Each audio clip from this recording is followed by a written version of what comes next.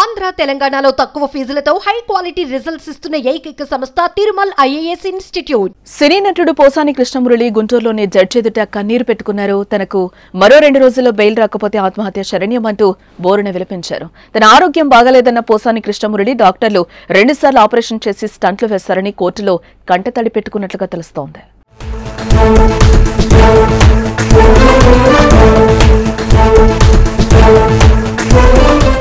AP CM Nara Chandrababu Naidu, deputy CM Pawan Kalyan, మంత్రి నారా లోకేష్లపై అనుచిత వ్యాఖ్యలు చేశారంటూ సినీ నటుడు పోసాని కృష్ణమురళిని గత వారం క్రితం పోలీసులు అరెస్టు చేసిన విషయం మనకు తెలిసిందే. ఈ నేపథ్యంలోనే మెజిస్ట్రేట్ ముందు సిఐడి హాజరుపరిచింది.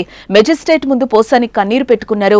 మెజిస్ట్రేట్ ముందే న్యాయవాదులతో పోసాని ఆవేదన వ్యక్తం చేశారు. తనను లోకేష్ పార్టీలోకి రమ్మన్నారు. రానన్నా నాకు నార్కో ఎనాలిసిస్ టెస్ట్ చేయండి. సోషల్ మీడియాలో పోస్టులు పెడితే ఎన్ని కేసులు పెడతారా, నా మీద ఎన్ని కేసులు పెట్టారో నాకే తెలీదు అంటూ పోసాని వాపోయారు. ఇక తనను రాష్ట్రమంతా తిప్పుతున్నారని, తాను తప్పు చేస్తే కఠినంగా శిక్షించండి అంటూ పోసాని ఆవేదన వ్యక్తం చేసినట్లుగా తెలుస్తోంది.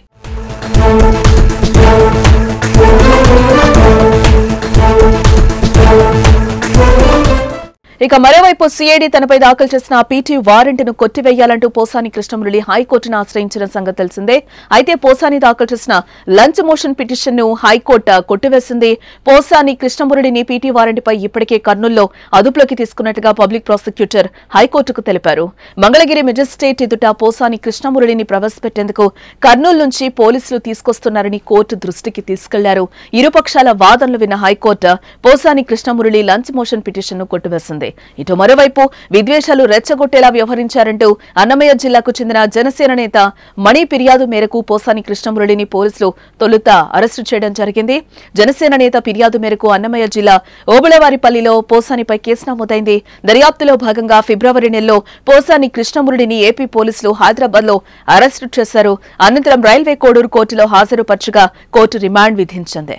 దీంతో రాజంపేట జైలుకు తరలించారు.